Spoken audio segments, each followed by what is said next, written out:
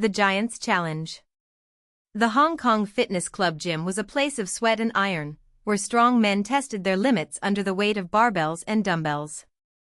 Among them, Bruce Lee stood out not for his mass, but for his precision. His movements were fluid, almost a dance, each repetition calculated, each breath measured. While others grunted under monstrous loads, he lifted weights with an elegance that seemed to defy gravity. That afternoon, a new regular arrived at the place.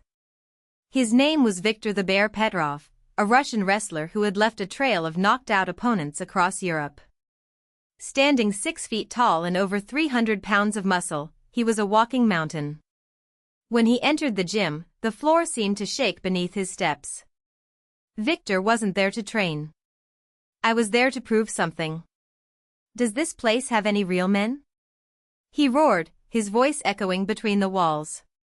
The other attendees cowered, but Bruce Lee continued his training, unfazed.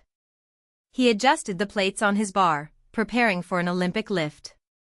The giant Russian watched him for a moment, then let out a hoarse laugh. "You? Lifting weights? You look like a little bird trying to lift a rock," he mocked, hitting his broad chest. "I'll show you how a strong man does it." Bruce didn't respond. He just smiled, as if he already knew what was coming next. Viktor approached the heaviest bar in the gym, a 400-pound monstrosity that 2 men could barely move. With a grunt, he grabbed her, preparing for a deadlift. The muscles in his back and legs tensed, veins bulging like ropes beneath his skin. For a moment, it looked like he could do it. But then, with a superhuman effort, he raised the bar to knee height and stopped. His face contorted in agony. The bar shook, threatening to slip out of his hands. The tendons in his neck jumped as he tried in vain to complete the movement. For 3 seconds, he struggled. 4-4. 4-5. It was then that Bruce Lee approached. With an almost imperceptible movement, he lightly touched Viktor's wrist. It wasn't a blow, it wasn't a push, just a touch. But something about that contact made the Russian giant lose his balance. The bar slipped out of his hands, falling to the floor with a crash that shook the gym. Viktor staggered, trying to recover, but his knees gave way. He fell backwards, the impact making the ground vibrate. Silence took over the place. Bruce bent down, offering his hand to the stunned giant. Viktor, still panting, looked at him with a mixture of anger and disbelief. "How?" he managed to stammer. Bruce just smiled. "Strength isn't just muscle. It's control. It's knowing where your center is." He pointed to his own temple. "And this is where the real battle takes place." Viktor swallowed. He had never been defeated like this, no punches, no fight, no blood. Just 7 seconds. 7 seconds that changed everything. From that day on, the Russian giant never laughed at a smaller man again. And at the Hong Kong Fitness Club, the legend of Bruce Lee grew even bigger. The Giant's Awakening. The days that followed were heavy silence at the Hong Kong Fitness Club. Viktor didn't return to train. Some said he had left for Russia in shame. Others whispered that he was still in town, but that something in him had broken, not his body, but his pride. Bruce, however, didn't care about the rumors. He continued his training as always, teaching his students with the same precision and discipline. Until, one humid afternoon, the club door opened with a bang. Viktor entered, thinner, his eyes sunken, but with a different posture. There was no longer the air of superiority, nor the easy laughter. Just grim determination. "I want to learn," he said, his voice hoarse. Bruce stopped mid-motion, assessing him. There was no challenge in those words, just raw need.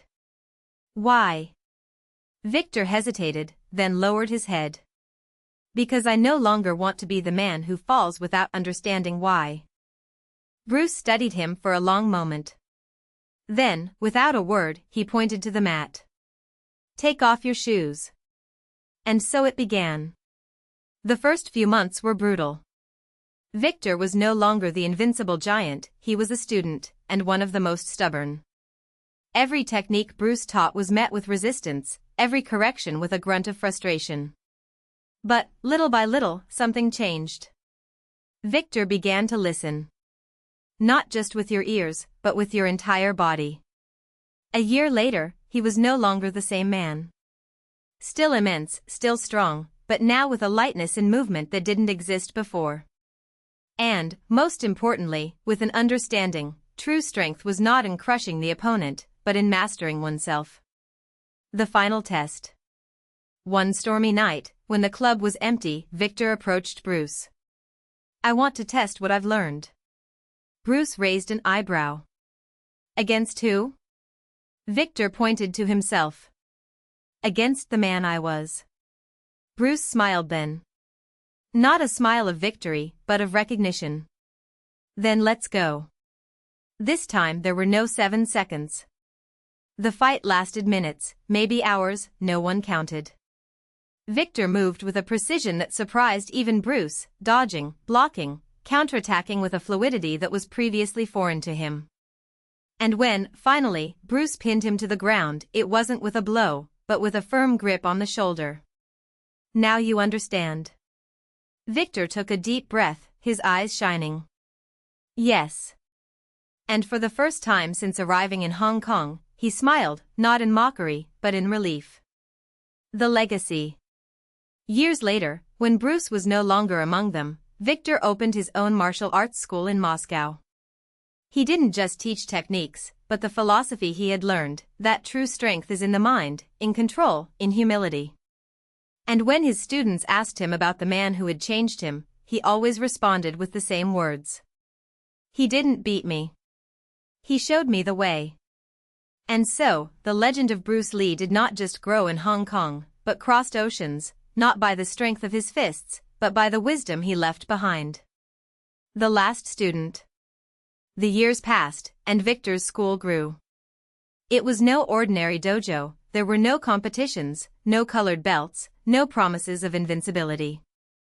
There was only silence before the movement, controlled breathing, the understanding that each blow was a question, and each defense, an answer. Among his students, one stood out, a young man named Dmitri, thin, with green eyes and a restlessness that Victor recognized as his own shadow. Dmitri trained with a silent fury, as if each exercise was a debt to be repaid. Victor watched him, but didn't interfere. I knew that some lessons could only be learned in the solitude of effort. One night, after training, Dmitri came to him. "Sensei, why don't you ever talk about that day?" Victor didn't need to ask what day he was referring to. You knew. The day Bruce had knocked him down for the last time, not with a kick, but with a truth. Because some things are not meant to be told. They are meant to be lived. Dmitri frowned. "But I want to know. I want to understand how a man like you, who faced Bruce Lee himself, still trains as if he were a beginner." Victor smiled tiredly. "Because humility is not a lesson you learn once. It is a choice you make every day." Dmitri was not satisfied. In the following days, his restlessness turned into rebellion. He started missing training, questioning methods, looking for shortcuts. Victor let him go. "I knew that some people needed to get lost to find their way." Then, one afternoon, Dmitri returned, his face bruised, his lip cut, his knuckles swollen. "I fought," he said, panting. "And I lost." Victor said nothing. He just pointed to the mat. Dmitri hesitated, but then knelt. And for the first time, not as a defiant student, but as someone who finally understood the weight of her own questions. "What do I do now?" Victor walked over and placed his hand on his shoulder, just like Bruce had done years before. "You start again. The end and the beginning." Victor has aged.